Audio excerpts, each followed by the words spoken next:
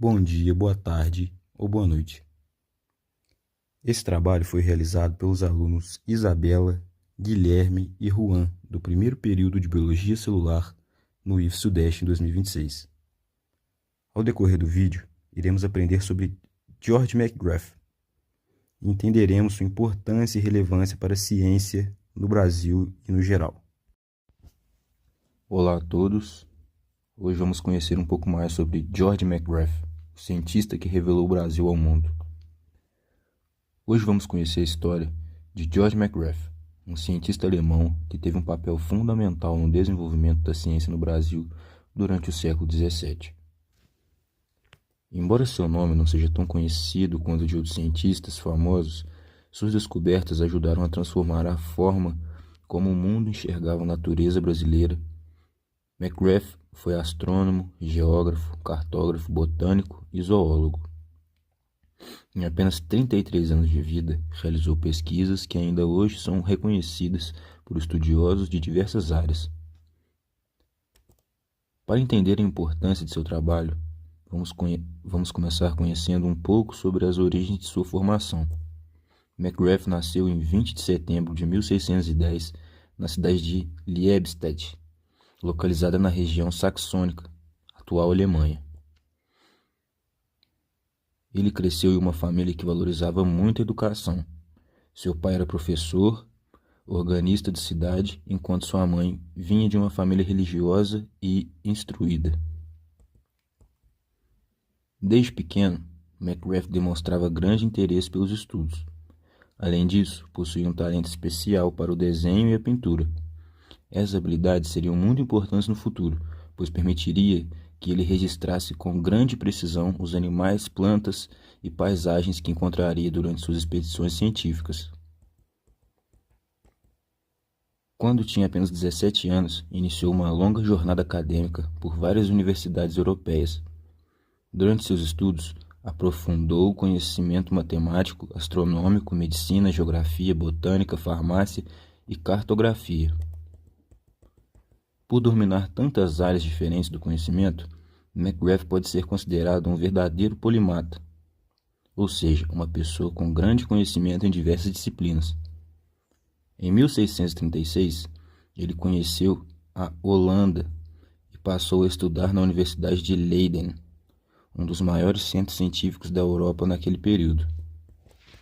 Foi ali que seu talento chamou a atenção de Johannes de Litte, um importante administrador da Companhia Holandesa das Índias Orientais. Naquele momento, os holandeses controlavam parte do Nordeste brasileiro e haviam recomendado Maurício de Nassau como governador da região. Nassau tinha uma visão inovadora para a época. Ele acreditava que a ciência, a arte e o conhecimento poderiam fortalecer a administração da colônia. Por isso decidiu levar ao Brasil um grupo de cientistas, artistas e pesquisadores. Entre eles estava George McGrath. Em 1638, ele desembarcou em Recife e iniciou uma das mais importantes missões científicas na história do Brasil colonial. Ao chegar ao Nordeste, McGrath ficou impressionado com a diversidade da natureza brasileira. A fauna, a flora e os diferentes povos que habitavam a região despertaram sua curiosidade científica. Enquanto outros estudiosos ficavam em áreas específicas, McGrath dedicava-se a várias pesquisas ao mesmo tempo.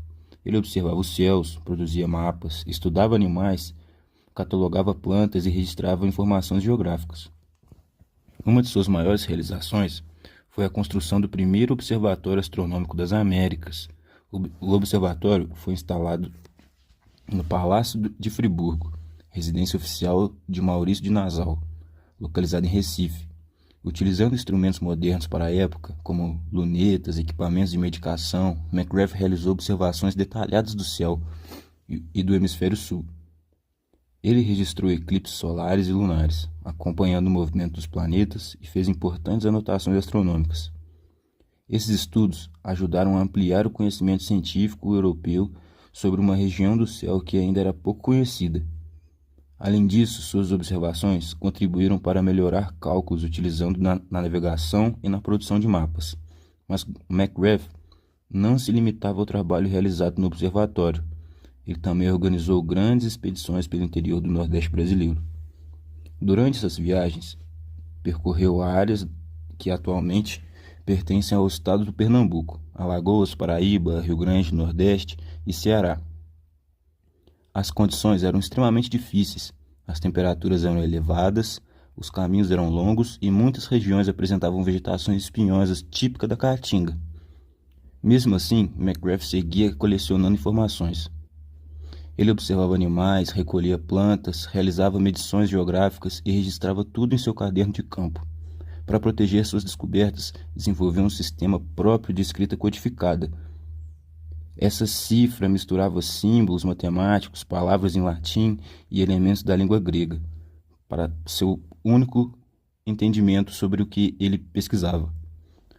Outro aspecto importante de seu trabalho foi o contato com os povos indígenas. McGrath conviveu com diferentes grupos nativos e demonstrou grande interesse por seus conhecimentos. Ele registrou costumes, técnicas de caça, hábitos alimentares e informações sobre plantas medicinais utilizadas pela comunidade indígena. Também anotou o nome dos indígenas de diversas espécies de animais e plantas. Esse trabalho ajudou a preservar parte do conhecimento tradicional desses povos e contribuiu para a identificação científica de muitas espécies brasileiras. Além dos estudos sobre natureza, McGrath realizou um importante trabalho de cartografia. Ele produziu um dos mapas mais avançados do Brasil colonial, conhecido como Brasília que parte Paret Beldes. O mapa retratava a região do litoral entre Sergipe e Ceará, então controlada pelos holandeses. Utilizando cálculos astronômicos, conseguiu determinar posições geográficas com uma precisão inédita para a época. Mas o mapa não mostrava apenas cidades e rios, também apresentava aldeias indígenas, atividades econômicas, engenhos de açúcar e diferentes grupos populacionais. Por isso, a obra é considerada um documento histórico extremamente valioso. As ilustrações feitas pelo artista holandês Frans Post complementaram as informações cartográficas. Nelas podemos observar cenas do cotidiano colonial, a representação de pescadores, trabalhadores dos engenhos, indígenas caçando, produção de farinha de mandioca e até momentos de convivência entre diferentes grupos sociais. Também aparecem animais típicos do Brasil, como onças, capivaras, tamanduás, preguiças e jiboias. Essas imagens ajudam historicamente a compreender melhor como era a vida no Nordeste brasileiro durante o século XVII. Infelizmente, McGrath não viveu o suficiente para ver suas pesquisas publicadas. Em 1643, foi enviado para Angola, na África, onde deveria realizar novos estudos científicos para os holandeses. Porém, pouco tempo após chegar à cidade de Luanda, contraiu uma doença tropical e, infelizmente, em janeiro de 1644, faleceu aos seus 33 anos de idade. Apesar de sua morte precoce, seu trabalho não foi perdido.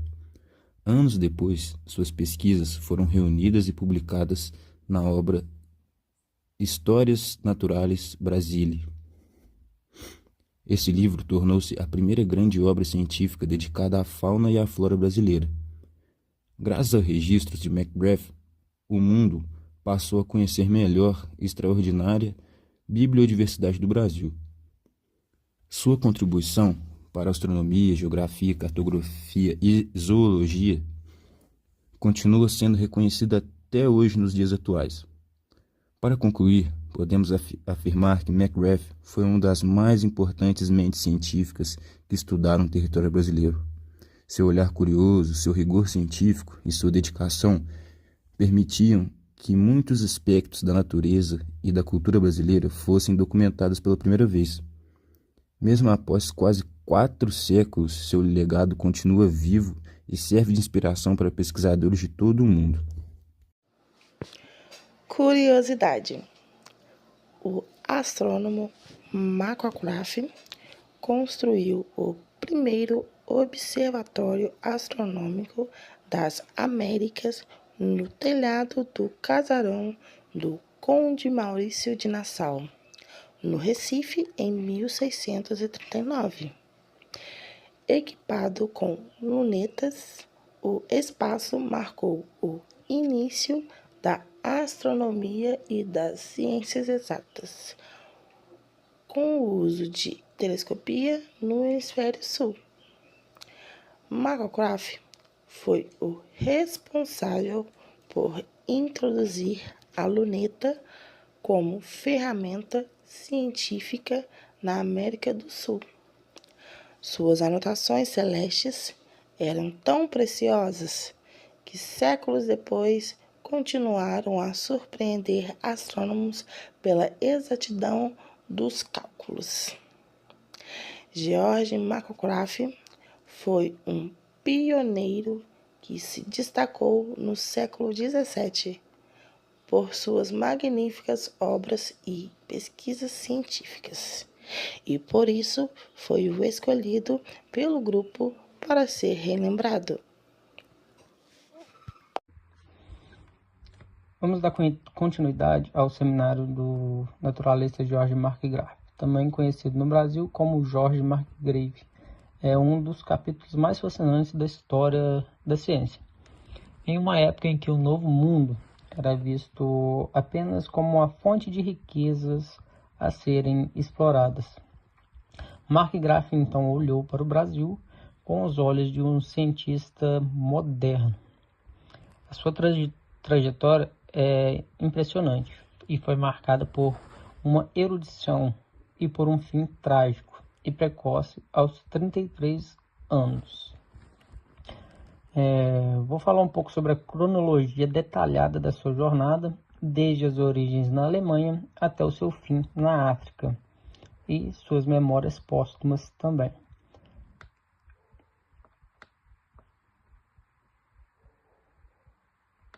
George Marcgrave nasceu em 20 de setembro de 1610, na pequena cidade de Liebstadt, na Saxônia, atual Alemanha. Ele veio ao mundo no seio de uma família burguesa e culta. Seu pai, também chamado George Marcgrave, era um mestre-escola, professor, e organista da cidade. E sua mãe, Elizabeth, era filha de um pastor evangélico. Desde a sua infância, Marcgrave e seus irmãos foram incentivados a estudar artes e ciências. George desenvolveu uma aptidão notável para o desempenho e a pintura, uma habilidade técnica que, anos mais tarde, transformaria a qualidade dos registros da fauna e da flora tropical. A partir de 1627, aos 17 anos, a Marcgrave iniciou então uma peregrinação acadêmica impressionante pelas principais universidades da Europa Central, motivado tanto pelo desejo de aprender quanto pelas perturbações da Guerra dos 30 anos que assolava a região. Ele estudou em Leipzig e Greifswald, focado em matemática, astronomia e línguas clássicas, latim e o grego. Ele também estudou na Basileia e Estrasburgo, estudos de medicina, botânica e farmácia. Estudou também nos Rostock e Stettin, onde se aprofundou em geografia e técnicas de mapeamento. Em 1636, Marcgrave chegou à Holanda e matriculou-se na Universidade de Leiden, o maior centro científico da Europa naquela época. Lá, seu talento excepcional chamou a atenção de Johannes de Laet, um dos diretores da Companhia Holandesa das Índias Ocidentais, famoso WIC. De Laet o recomendou para fazer parte da comitiva de cientistas e artistas que acompanharia o conde Maurício de Nassau, recém-nomeado governador do Brasil holandês. Marcgrave desembarcou em Recife no início de 1638. Nassau tinha um desejo de transformar a colônia em um centro de desenvolvimento cultural e científico. Então Markgraaff tornou-se motor dessa ambição. Enquanto o médico holandês Willem Piso focava na medicina tropical e nas doenças locais, Markgraaff então assumiu a responsabilidade pela astronomia, geografia, cartografia, zoologia e a botânica.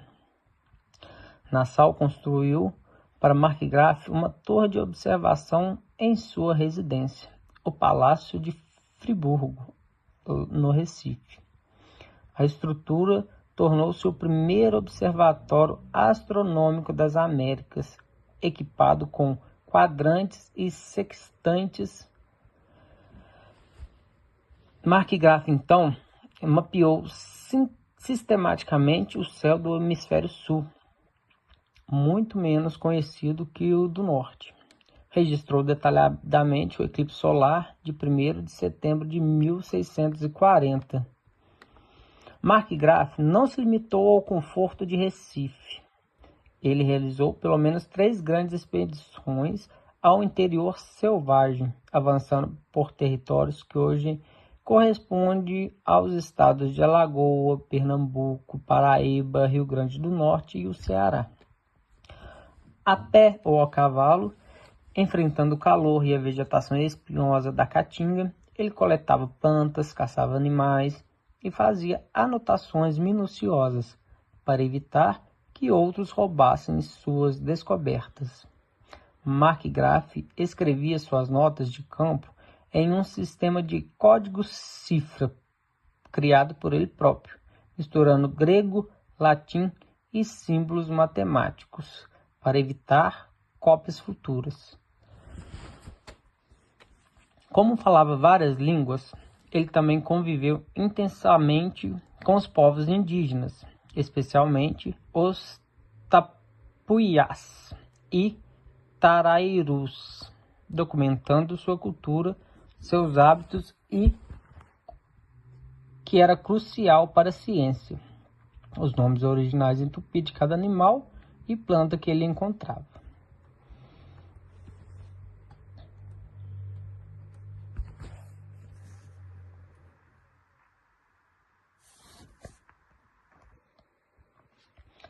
Em 1643, a situação política e financeira do Brasil holandês começou a se deteriorar.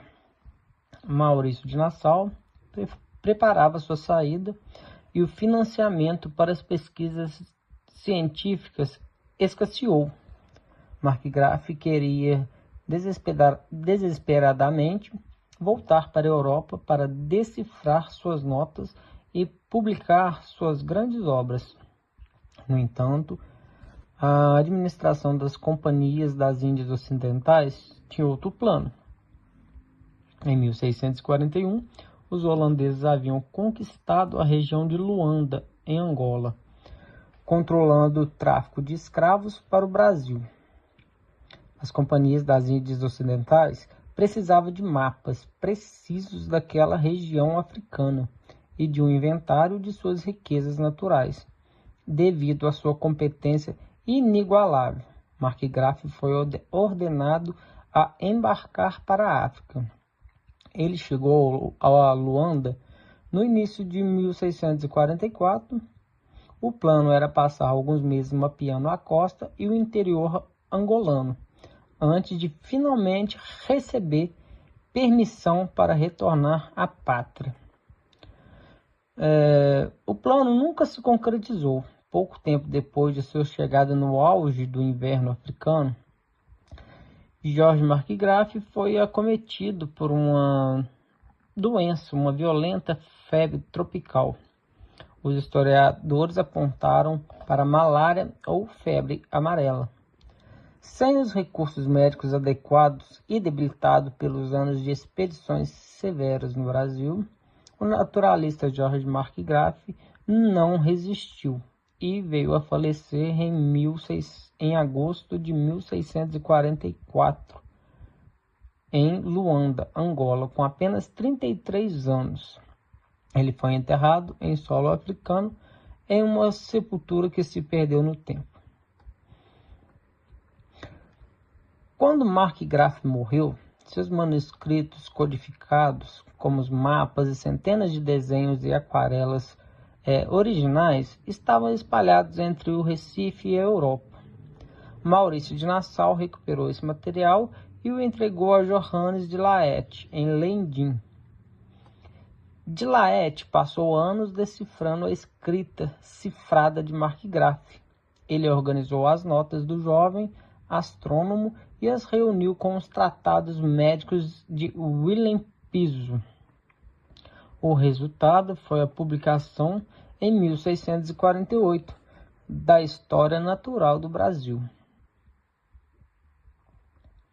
O livro tornou-se a obra científica mais importante sobre o Brasil, produzida nos primeiros 3 séculos, após o descobrimento dos 12 volumes da obra. 8 foram escritos inteiramente por Markgraf. Após um século, o pai da taxonomia moderna, Carl Linnaeus, o Linneu, utilizou as descrições em latim e as ilustrações baseadas nos desenhos de Markgraf para dar os nomes científicos e oficiais a dezenas de animais, plantas do Brasil, como o tamanduá-bandeira, o tuiuiu e o jacu. E para finalizar, a vida de Markgraf foi curta, mas sua precisão e dedicação garantiram a ele um lugar imortal da ciência natural no mundo. Considerações finais. Sem sombra de dúvida, George foi um importante cientista do século XVII, que ajudou a ampliar o conhecimento sobre o Brasil colonial. Seus estudos sobre natureza, o clima, os animais e a geografia do Nordeste brasileiro foram pioneiros e contribuíram muito para o desenvolvimento da ciência. Seu legado permanece importante e relevante para a história e para a pesquisa científica até hoje. Muito obrigado pela atenção e até o próximo trabalho.